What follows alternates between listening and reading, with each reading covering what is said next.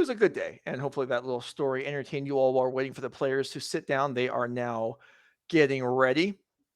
So we are shuffling up. If we have deck lists pre-match, we can look at them. If not, if they're ready to go, we just go down to the table and get things started with round number 5 here at Nerd Rage Gaming. And we got Zach Allen with Azorius Control. Zach Allen, player of control in multiple. Actually, I'd say I was going to say he's a control player in various formats. I think Zach Allen's a pretty capable player overall. Just happens to play control a decent amount of the time. We all have our favorite. Like there are a lot of times where like it could play a lot of other decks, but like you would commonly choose something like Miracles and Legacy, or you'll go back to Tron quite often. Like we all have a deck that we have a play style that we like, that we have a little bit more experience with, that we more intuitively understand play patterns for. And there's nothing wrong with continuously picking up those kinds of decks. Yeah. All right. So we see Zach Allen's Azorius Control here. We saw a similar deck yesterday in the hands of George Jabbour. This is maybe kind of a deck that didn't really exist pre-Yorion banning. It's not 4-color control. It's blue-eye control splashing Wrenn and Six. Because why not? Anyway, and we got Marshall Arthurs here with Team ScapeShift, a deck that did exist before. And it was actually, I know some local players were feeling really strong about the ScapeShift deck pre-banning. And you can see there what Marshall has to work with. Both players with Wrenn and Six. The rest of the decks, not too much overlap. Anyway, let's go down to the table.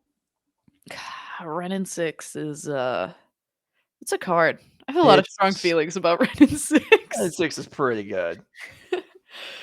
I remember, I think I played a Modern event like right after that card was printed. And I felt like every time I was reading it, every time somebody would play it, I'd be like, oh, this card just is insane. And they made it 2 mana? Yeah. And every time like somebody would play it against me, I'd be like, they made this card 2 mana? 2 mana? Oh, okay. All in summary to say that I think that Wrenn and Six is a very good card. And yeah, if you can play it, even if it's taking a little bit of a stretch, it's probably worth playing. Yeah, there was a pretty good article a couple weeks ago written by Jerry Thompson about his time at Wizards helping develop Modern Horizons, and how there were some strong cards and maybe some mistakes were made, but Wrenn and Six was one that maybe kind of got away from them a little bit, I believe is what he said. That it has proved to be overly strong in multiple formats, I would say. But we are underway here in round number 5. Marshall Arthurs and Zach Allen. I think Marshall took a mulligan, but other than that, we're ready to go. And, well, Valakut's a card that it's pretty hard to disguise what you're playing. Yeah, I'm inclined to agree. And the jig is almost completely going to be up very quickly as that Valakut does come into play for Marshall. Usually you do, like, I do find that you like don't always want to play the Valakut. Either you don't want to give it away, or it's also a tablet, so it's like not the most tempo positive thing in the world, to say it lightly. And so you usually don't like see that be something that is immediately dedicated to the board. But Marshall maybe not having a ton of options, in this Expressive Iteration coming down, showing that, yeah, we just really wanted to be able to play that. And Counterspell saying, all right, if that's what your intention was, I'm going to call your bluff. And did actually still have a land in the form of this mountain, but we are definitely stuck on 2 colors here for Marshall Arthurs. No green. And green is an important color of this deck. Even though there's tons of red lands, red is almost a splash, arguably, in a lot of these ScapeShift decks. And yet, Marshall without access to green here, and Zach Allen's going to take the opportunity to put the Teferi down on the board. Whoa. No Delirious Unholy Heat to take it down here. Yeah, the plus on that Teferi is going to keep the Time Raveler nice and safe. Expressive Iteration number 2 here for Marshall. Going to try and find a green source, I imagine is the hope. And instead, we're just exiling to explore. But wow. Oh, whoa. So Expressive Iteration actually was a cantrip, as you've foretold last match, this time around. But yeah, that's not what Marshall's looking for. And whoa, let's go ahead and double up on the Planeswalkers here for Zach Allen. Brainstorm. Yeah, this Jace is going to brainstorm.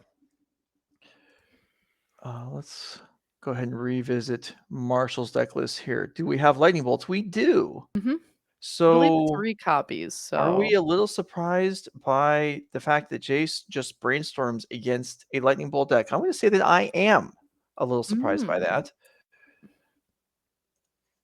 Okay.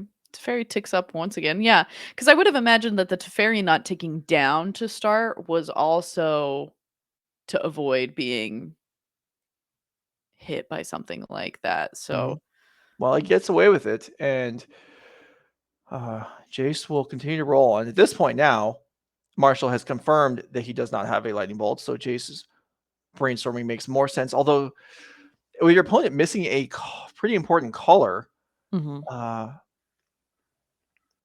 there's also additional incentive to Fate Seal here, but Zach Allen disagrees. He's just going to bank those cards.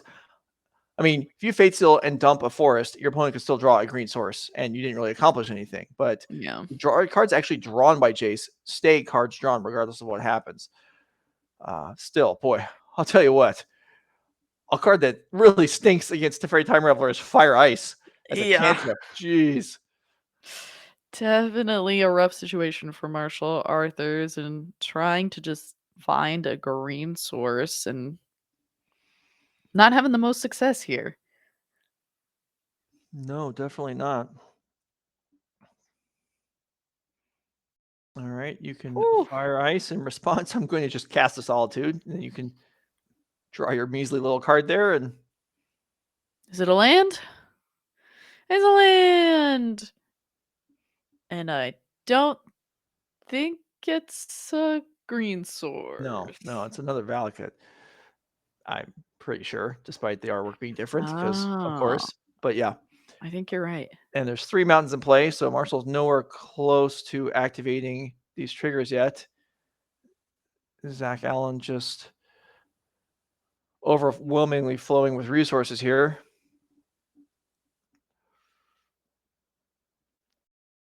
Yep, says, plus my Teferi. Still haven't gotten a card of advantage off of this Teferi, but it has made your Fire Ices look pretty sad, so I suppose it's been worth it. Yeah. Solitude How much longer? Go for it. How much longer is Marshall going to want to play this game? There is a green. Okay, I'm playing this game a lot longer. Yeah. All right, Wrenn and Six. Get to work. There's also a Remand in Marshall's hand, also worthless in the face of this Teferi. But okay, Wrenn and Six is certainly a reason to keep playing. And there are now 4 mountains in play. So maybe Marshall can just get this done by making a lot of land drops, even though I don't believe there's any more lands in hand. But with Wrenn 6 resolves, that changes. Does it? There's actually no lands in the graveyard. So this Wrenn 6 actually doesn't. There's no lands in the graveyard. So this this actually isn't even going to help. Yeah, we wish we had a fetch land in the graveyard, and so maybe all this talk I had about how good Wrenn and Six is, and now this is probably one of the worst places I've ever seen a Wrenn and Six show up. Yeah. Yeah, if this is what Wrenn and Six looked like, no one would have ever suggested it be banned. Bad about it. Yeah. It would be like, you should start with more loyalty. It doesn't do anything. Yep, and Solitude number 2 was the deploy from Zach Allen on Marshall Arthur's turn. So even this one piece that Marshall has finally been able to put together is going to very quickly be dismantled by these Solitudes. If not by something else in Zach Allen's hand, something like a prismatic ending. So we can focus on attacking face, and yep, these life linkers are going to continue to rebuffer Zach Allen's life total as well. Yeah, I like this. Zach Allen not wasting any time, not holding those Solitudes, get them on the board, start attacking. Marshall is stunted on development here, even though he's got 6 land to play now, and just end this game. Yeah, we just saw another control deck go to time and result in a draw for both players, and Zach Allen is saying, I don't really want that to be me, but I will finally draw a card of this Teferi.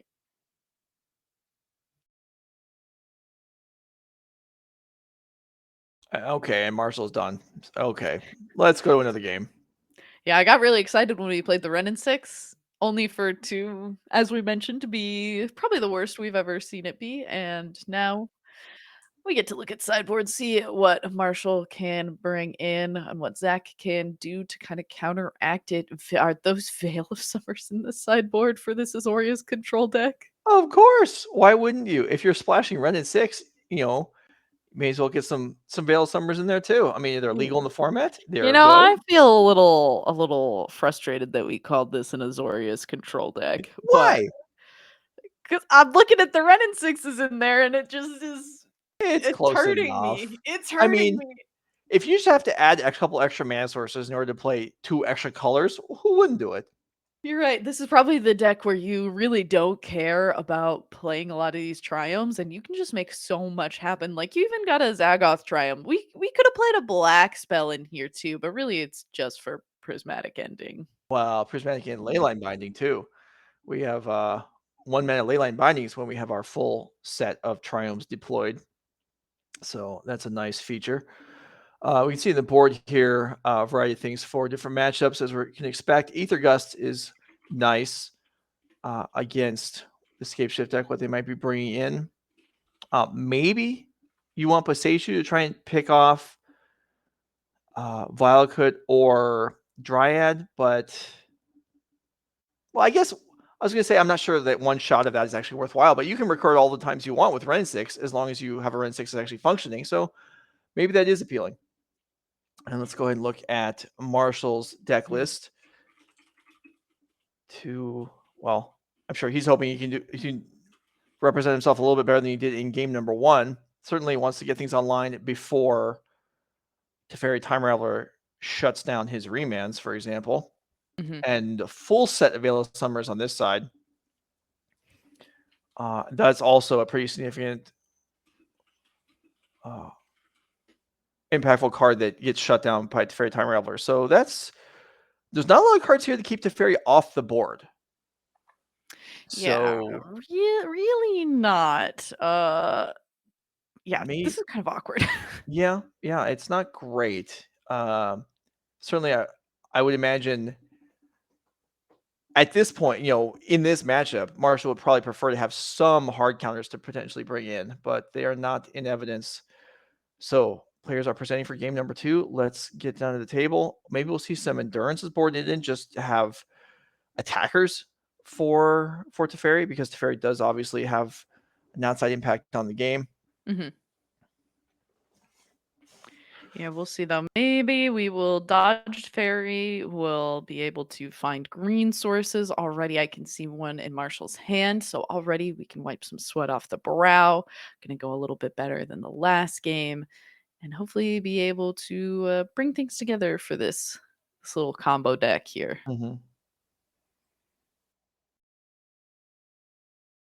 So important to note that while Veil of Summer in Marshall's deck not completely shut down by Teferi Time Raveler. I mean, obviously it doesn't work the way you wanted to, but you can still cast it before your payoff spell and then try and win with your Valakuts kind of the hard way. That is still something that can happen. And Marshall took him all again last game. Looks like he's keeping here, and Zach Allen this time is going to go back for a new hand. Yeah, the Azorius control deck playing Wrenn and Sixes may be a little bit awkward on mana, but hey, London Mulligan makes it feel a little bit better. Should still be able to have a very doable hand, and especially being on the draw here for Zach Allen.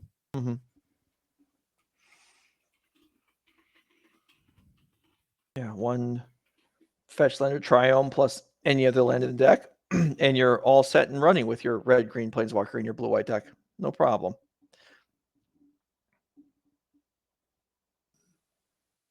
Right. We like this hand better. Looks like it. Ship that one back to the bottom. Off to the races. Beautiful to see a Triome to start for Marshall. And you fancy Wooded Foothills? That is a nice Wooded Foothills. I really like the old border fetch lands. Yeah, me too. I mean, if you're going to play, pimped out fetch lands, at least they're recognizable as what the card actually does for a change. Huh, so you're telling me you don't like the expedition that Zach Allen is playing? I mean, you tell me the expedition. To me, it's just a blank piece of cardboard that I'll just believe whatever they tell me. I'll try and Oh no. guess on context what it actually does. Okay. Oof. All right. Zach Allen was like, I heard this card's pretty good. So good that I'm playing it in my Azorius control deck. No, it's Like, actually Wrenn and Six is super duper powerful, and if Marshall has a Remand oh. here, it's hard to believe he's not going to fire it off just to slow things down. But that opens the Slow door. things down, be like, whoa, whoa, whoa, whoa, whoa, whoa, whoa. That looks very different from what I saw you play in game number 1. Where did this Wrenn and Six come from? Yeah, Remand is great, but certainly it's preferable to be casting it on when you're trading for more of your opponent's mana. I mean, this was Zach's whole turn, obviously, but remanding a 5-drop is more appealing than remanding a 2-drop. I guess that's just the world we live in these days. Here is a Growth Spiral. All right, can we get ahead? We have 2 lands, Marshall. That would be a good start to this game. Valakut and Triome number 2. But the downside to this is, yeah, that Wrenn and Six is just going to get redeployed here. Yeah, but at least Marshall's playing a deck that can just win the game all at once. So he doesn't have to grind through all the cards that Wrenn and Six necessarily can draw. He just has to, set up a winning position a couple turns from now. And here is Iteration, hoping for more than last game. Yeah, hoping for a way to get rid of this Wrenn and Six. Because Zach Allen does have a lot of fetch lands around town here and is certainly going to be able to get advantage off of this Wrenn and Six being in play. So, do you think?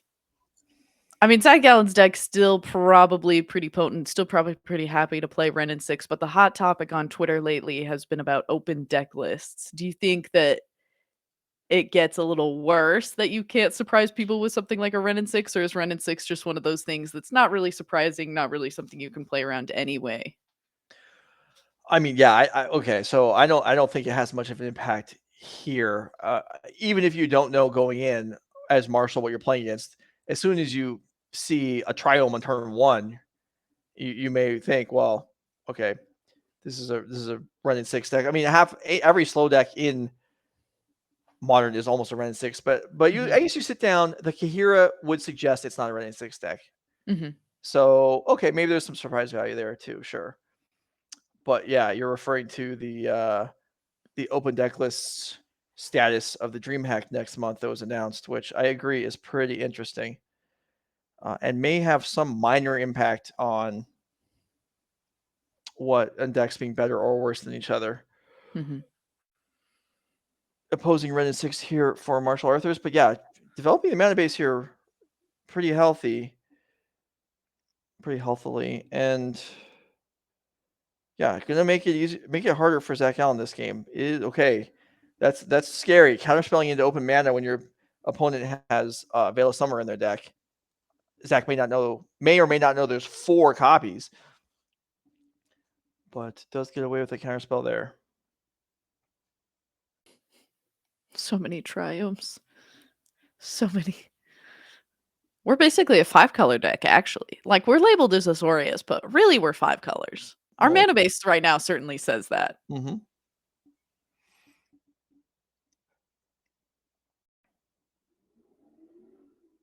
There's nothing these prismatic endings can't handle. Yeah, I mean, this is having access to Leyline Body in addition to Prismatic Ending makes your removal very well suited to deal with any sort of nonsense your opponent could muster. You're not in the old days where it's like, oh, a Planeswalker or an enchantment. Like, oh, I'm stuck. My terror can't kill those. And this Wrenn and Six continues to go up. Yeah, we're starting to get a little dangerous here. 6 loyalty is quite a bit. We're going to start retracing soon. I mean, there's not really...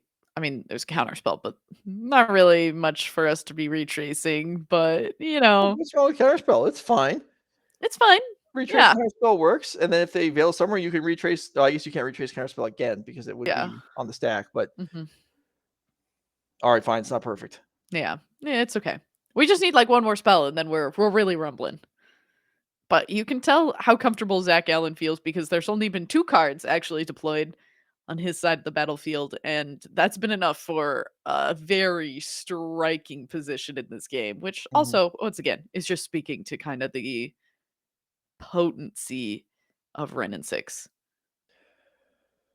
All right, Marshall with another iteration. Last one worked out well. See a Fire Ice and lands, I think.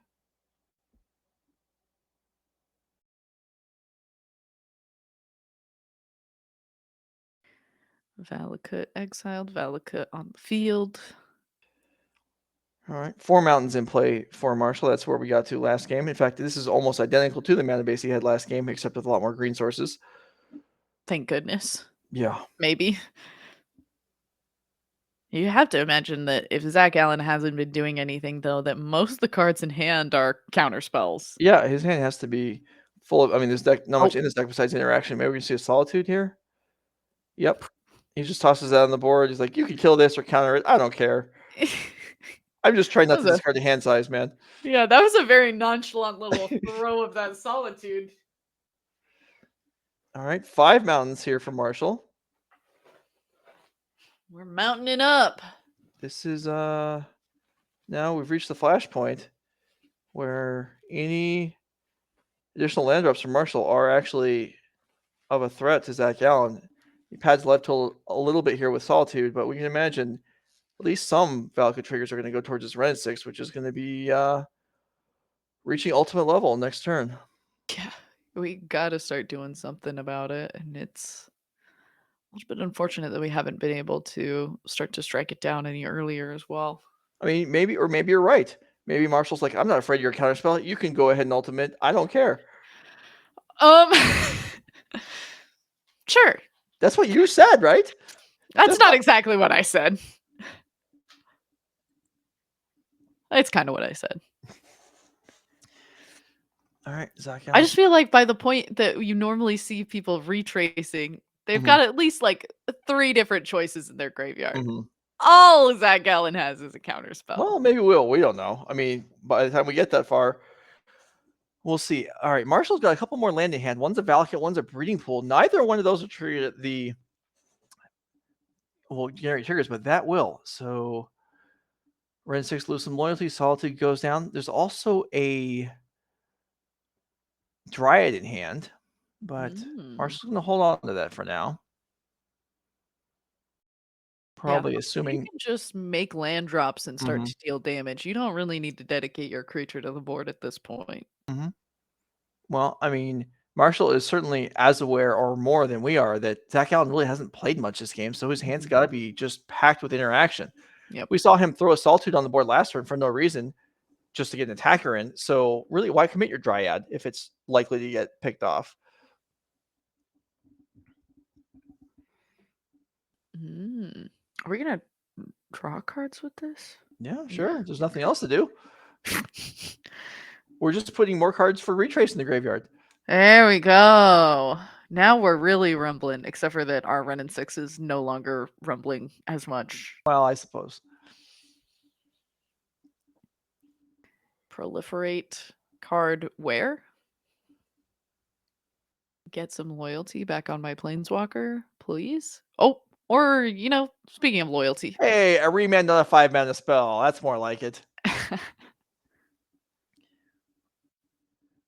Oh, do we have a counter spell to fight back?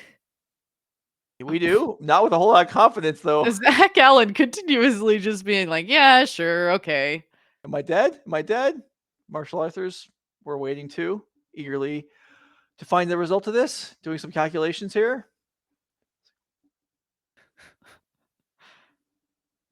Veil Summer would be good. Remand good. Growth Spiral, always good when you have this many land in play.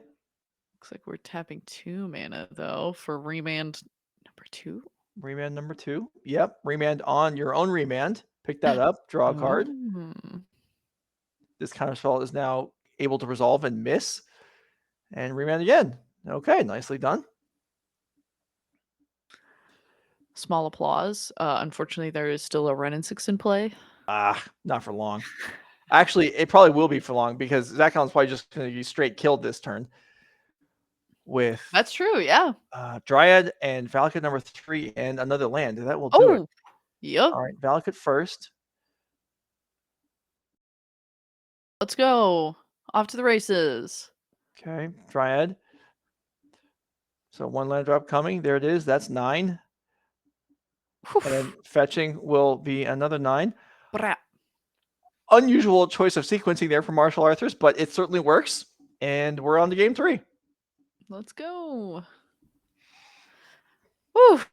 All right. So All right, we don't need to yeah, go to why deck list not? again. Oh, But okay. I mean, we know what we've got. We've got Veil of Summers on both sides. We have not a whole lot of answers to Fairy Time Raveler, which wasn't drawn this game, which is an answer to it, I suppose. It's just not being drawn. So the players get ready. Okay, so you brought up Okay. the open deck list issue for DreamHack. And if chat, you have opinions on this, this will be the moment we can look at them and see what they are. I think Chad has already been giving them our opinions on it. But I'm now asking them to. They're now welcome, okay. and I will read what they have to say. Okay, good. I love it. What does Becky? Do you have thoughts? What does open deck list do to your deck choices going into a tournament? Honestly, not really that much. Like if I'm gonna play my one of that's like my gotcha card, my opponent's gonna be thinking about it with open deck lists the whole game. It allows me to have like a little more bluffing power in a lot of situations. So you're saying you would play Singleton to I take the would play a maximum few. advantage? Yeah. Oh, but only a few, not like all Singleton. No, you're right. I'm submitting a whole commander list. No, I'm not saying you should play 100 cards, but you could play. You know. You're right. Sorry, I'll submit my brawl list. Yep. 35 different cards. Yeah, sure. You can look at my deck list. You're not going to have any chance of figuring this out. Good luck. Oh, yeah. Plus, It's a surprise for you and me. If you submit a deck Singleton in open deck lists, they're probably not going to have time to read it all. Exactly. So it may as well not be submitted in the first place. Yeah, that's great. I'm giving all of you people who are qualified for DreamHack the real tech here. Yeah, and just play a bunch of one-ups. I think the thing that it really like does more that is going to be kind of annoying is probably get people to mulligan more early on. I agree. Is if you're looking for certain cards for certain matchups and just like spending a lot of time shuffling. I think that's what it's really going to do is just like force people to London mulligan a little more often, but which I think results for a better watching play experience, but considering that coverage ? I don't know. Yeah, that has me up in the air. So in a way that might then force some players to play better because often a lot of players probably don't mulligan enough. That's true. I agree. So you're saying you're gonna maybe make them play better by accident by accident making it more obvious to them that when your opening hand isn't gonna work. Luminol in the chat suggests Battle of Wits gets a big upgrade, and Apollo's like, "Oh, I agree." Yeah, Apollo's like, Battle of Wits, that's my favorite card. Oh my gosh, I'm so sorry. He got very excited about Battle of Wits. Yeah, Battle of Wits and open deck list. That's the stuff right there. As Zach Allen takes a mulligan here in game number 3.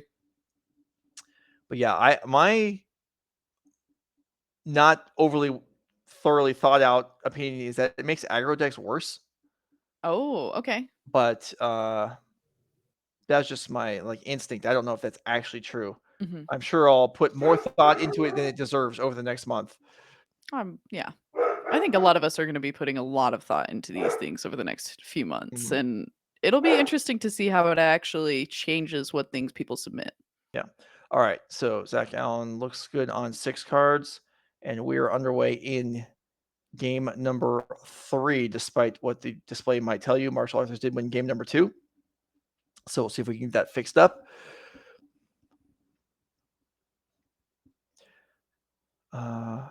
Don't all linear decks get worse from the chat? I am inclined to. I don't know if I go so far as saying that linear decks get worse, but I would say They are even or worse, yes, because the decks with more greater variety of cards that are more multi-purpose gain something, I would say. So that is basically my feeling on it. Yeah, although at that point there's the chance also that people are overmulling and the linear decks can take advantage of that. I mean, I don't know that there's any clear answer. It is interesting only because, well, primarily because it's not as common. These the Nerd Rage events, for example, are closed deck list until top 8. Once top 8 starts, then the remaining games, the players are given access to each other's list. And also for you watching at home, once top 8 begins on MTG Melee, the deck list for the event will become public, and you can check out what any player in the event is running. Which is pretty standard for a lot of coverage matches and coverage tournaments as well. Right. Mm-hmm.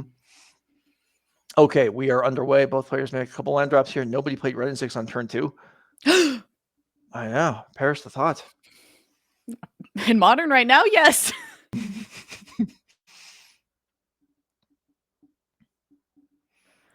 And we'll be seeing what Zach Allen is going to do on turn 3. Maybe Wrenn and Six with Mystical Dispute backup?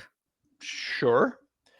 Baleful Summer is also a winner. We see Counterspell in hand. He kind of disgustedly throws Fetch on the Graveyard. Allen, who upset you today? Do you need to talk?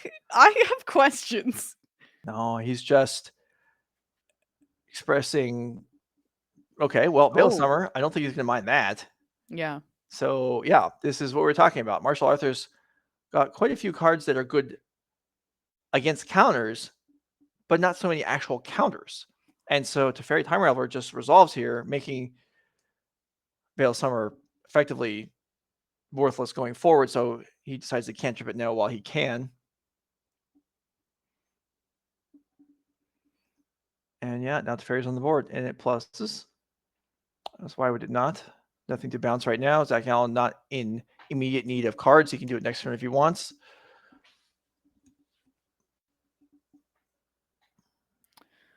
All right. 2 Triomes. Last time we almost had all 4 Triomes. Actually, don't know if this deck is. I don't recall how many Triomes, but we had 3 last time. We're close this time. Misty number 2 could equate to Zagoth Triome number 3. All right, explore cantrips. There's also a Growth Spiral in hand. If Martial Arthurs can make 2 more land drops this turn, that would be pretty impressive. Does have at least a couple more land in hand. I know that those are technically newer old border, but I still like them. They're still nice.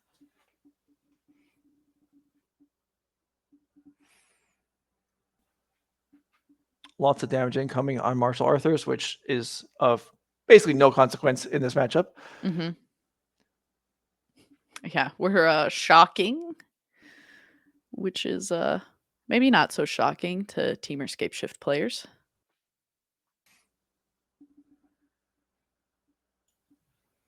And here is Growth Spiral. Land drops, land drops, land drops. Yeah, there's a Valakut. Wrenn and Six was just drawn. So Marshall steals the play back in this game. And Zach Allen misses his 4th land drop. Wow. So on turn 3, Marshall plays 3 land, and Zach Allen doesn't play any on turn 4. Woof. Yeah, that has to be kind of frustrating. All right, 3 mana. Is this a Dryad of the Elysian Grove? Absolutely. It's a counter spell, but there's a land drop and there's another Dryad. Okay.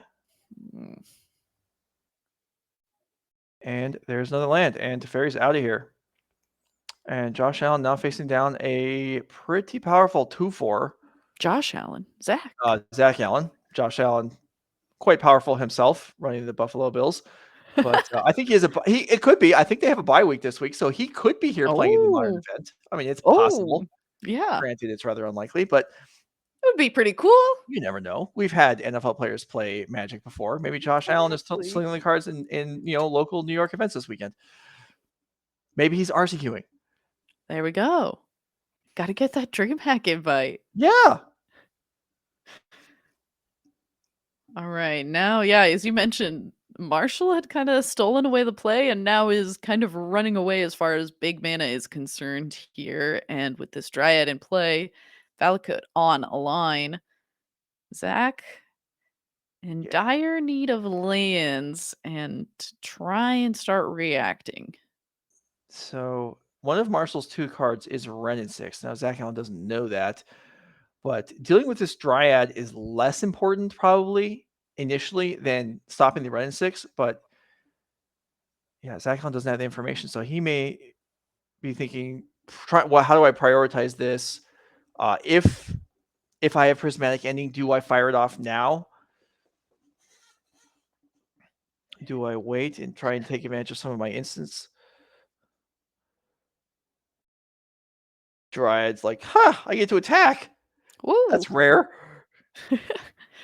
Is rare, but getting to do it here. And oh, Wrenn and Six gonna be a follow-up as well, but counterspell. Number 2 gonna say, nope, don't really want to deal with anything more than what is already on the field.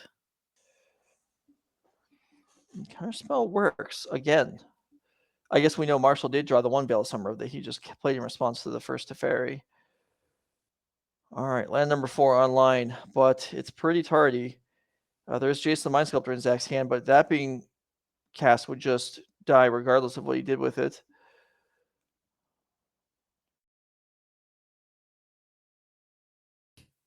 Attack number 2.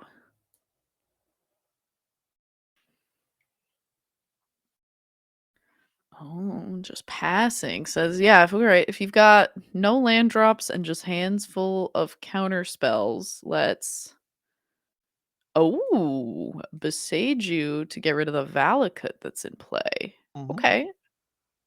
Yeah, so Zach Allen did have a land, but is using it in its alternate mode, which is pretty important at this point. This Dryad with no Valakut is now much less of a threat, and it's actually all it can do is attack for 2, and that's I not was too gonna say, significant. how dare you diminish Dryad to just an attacker? It's doing a lot of work right now. Well, it's doing some amount of work. It is Yeah. putting in the work, putting in the hours.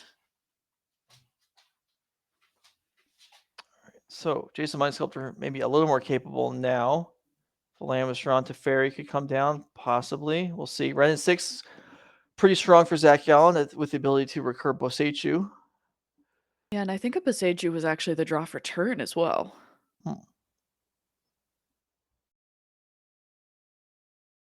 So for one of the first times in the game here, Zach Allen might actually have options.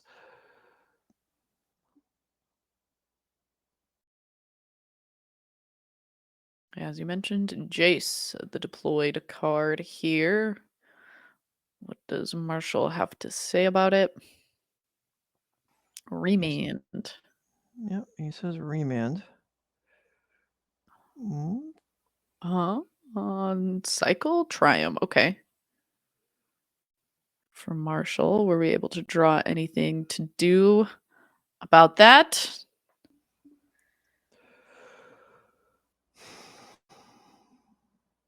Looks like no. So Veil Summer draws a card. Remand draws a card.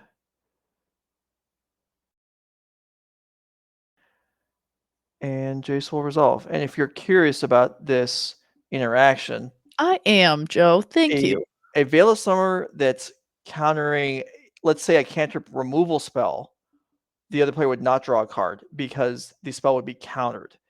A Veil of Summer on a spell, your spells gain uncounterable, but they're not hexproof. So Marshall's Remand still resolves. So that's why he draws a card. It just doesn't counter the Jace anymore. We're learning so much today. A flock of ledger shredders. I was can't. corrected in the chat. Someone in the Oh. chat pointed out that 2 or 3, according to whatever rules exist for naming conventions, 2 or 3 birds does not constitute a flock. Which, yeah, so I was perhaps wrong, but I'm still probably gonna say the same thing next time. Yeah. Let us have a flock. Good looking out though. All right, so Jace on the board in Zach Allen's position, solidifying a little bit. Dryad 1, Dryad 2. Yeah, but no Valakut. Someone asking, well, could Zach have used his Boseiju on the Dryad instead of the Valakut? Yes, he could have. But given the number of mountains in play, that wouldn't have eliminated the threat. Mm-hmm. And also, it's much easier for Zach Allen's deck to deal with creatures or enchantments than it is to deal with lands. So prioritizing removing the land makes a lot of sense. This is a time where wishing we had something like a Supreme Verdict, maybe. And I don't think we saw one off of this brainstorm.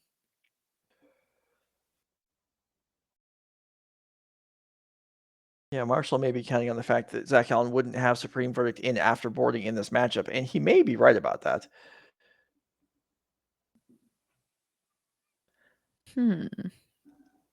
Interesting. We're putting back 1, 2. Okay, we continue on. So if you're enjoying the coverage and you want to tell us, you know what, who you think is going to win? If you think Marshall Arthurs is going to win this game, follow the channel. And if you think Zach Allen's going to win this game, alternatively, you should follow the channel, and we'll count the votes afterwards and see what you guys actually think. No votes for Josh Allen, please. Why not? If you think that Josh Allen is going to come in and win this game,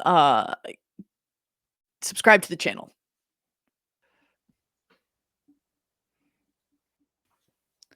Leyline Binding. Okay. Yeah, Leyline Binding for 1 mana is excellent here. Going to take down the Dryad, or at least attempt to. It succeeds. Another Dryad. Yeah, the one that was returned from the Teferi, but hey, at least this one can't attack and take out our Planeswalkers.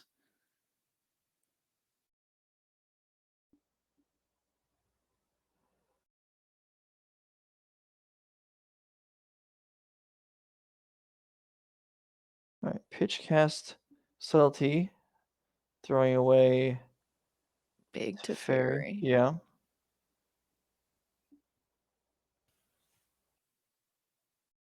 Not to be confused with Big Teferi, who slows the sunset.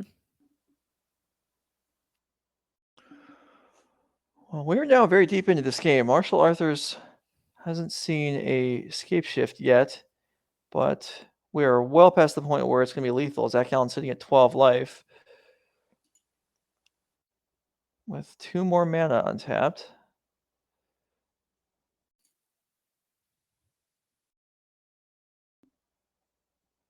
Round timer ended. Whoa. Round timer supposedly has ended. Oh, I don't know about that. All right, we have Flusterstorm on the Expressive Iteration. Players counting up how many spells have been cast. So this, let's see, we had Dryad recast, we had Subtlety, we've had Leyline Binding, we had Iteration itself, and Flusterstorm. Yeah, so that is not going to get through. Initially, I considered whether that was just trying to slow down anything that came after the Expressive Iteration, but nope, it's actually enough that it can't be paid for at all. One card, it looks like, left in Marshall Arthurs' hand.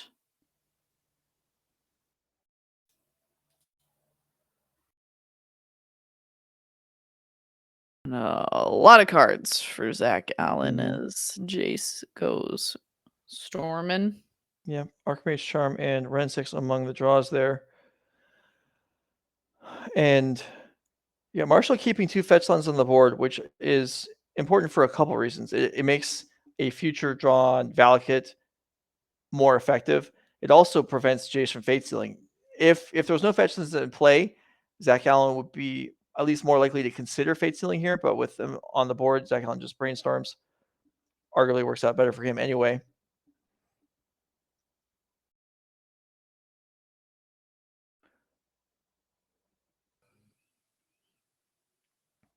Wrenn and Six ticking up, making sure that we got a land drops on land drops.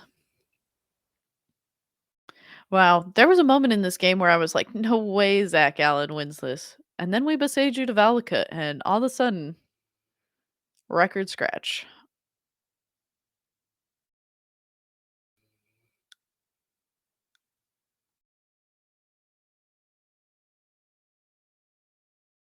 My dog is snoring behind me. You get to hear him barking. Unfortunately, his snoring isn't as loud, so we don't get to hear that.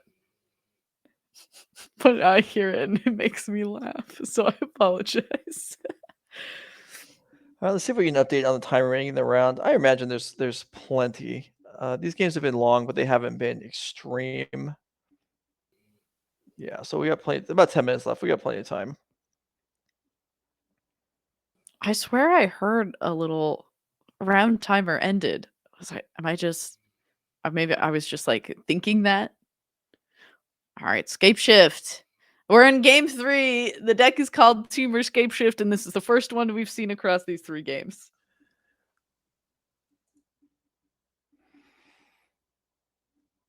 I don't know. What do you think? Is it going to resolve? If I had to guess, I would say no. I would also. And the 2 bloom islands that are tapped, yeah, agree. All right, those lands, they're gonna stay in that little land section that you have. They're safe for now. All right, Zach Allen finds an Aether Gust, so now he's safe even from Veil of Summer, followed by a Scape Shift. So yeah, the window here for Marshall is pretty close to non-existent at this point. He does have a Remand in his hand. Good luck with that. Mhm. May as well not be a card with the Fairy in play.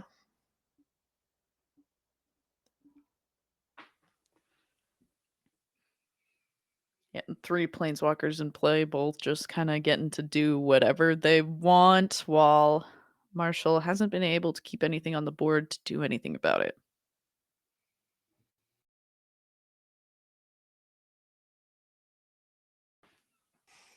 All right, let's start grinding away on your mana base here. Boseiju takes down Trial. The slow land destruction strategy. Well, yeah. Every land you can convert to not a mountain, I guess, is a plus. Mhm. And if he's having me discard a hand size anyway, there's no reason not to do it.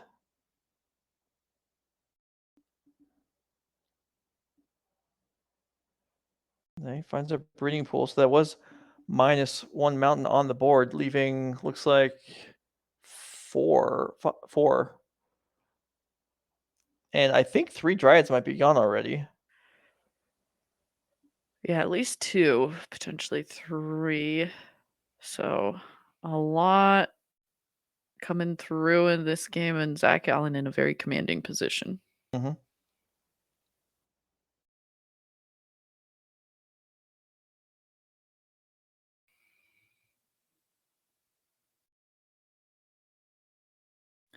Let me iterate.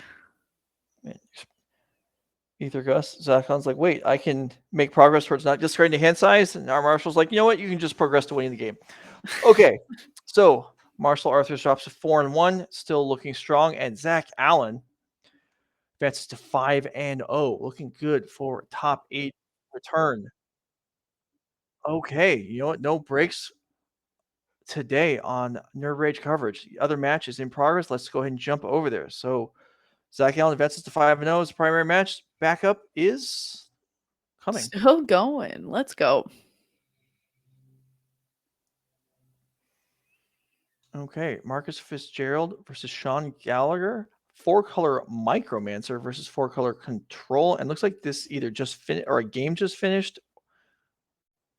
Okay, so let's go ahead and bring it back to us, and then we'll see. Or is this? Oh, this is. I'm not sure. I thought we were going to a live match. Maybe this is live. So pay But no it looks attention like to it's oh, me. over. Hello. All right, so we're back on us. We'll we'll find out if that match is actually completed or if they're going to game 3. That was unclear right there. So production will figure things out. In the meantime, Becky Bell, are you enjoying Yorianless Modern with us here? Considering that there are still 4 color decks kind of running amok, I can't say that I feel like it's all that. It doesn't feel like we're at the point where it's becoming extremely different from what it previously was to me. Like, I feel like we're still seeing a lot of the same decks so far. I've heard that big mana got a little bit better, and like seeing the ScapeShift list be this far kind of has me feeling a little bit good about that. Mhm. Still haven't seen a Tron list though, so a little sad there, but I don't know. it's okay. I'll be patient. I don't know that you're going to. Yeah, I know. I Tron is know. not looking real strong right now. I mean, I think you can still justify attempts occasionally, but there's a lot of stuff. I mean, Tron hasn't really upgraded much recently. I mean, I guess we got a Boseiju too, but everyone else got, multiple Boseiju. And yeah, no, and I think losing Yorion might actually cost Tron some Mhm. more favorable matchups. So yeah, okay, so that match is over with. That we just caught. Well, I didn't know if we even caught a turn. We just went to see the players scooping these up. So I don't think we can really count that as having presented a backup match this round. Anyway, we'll try it next round. Stick around. Nerd Rage will be back for round 6 in a few moments.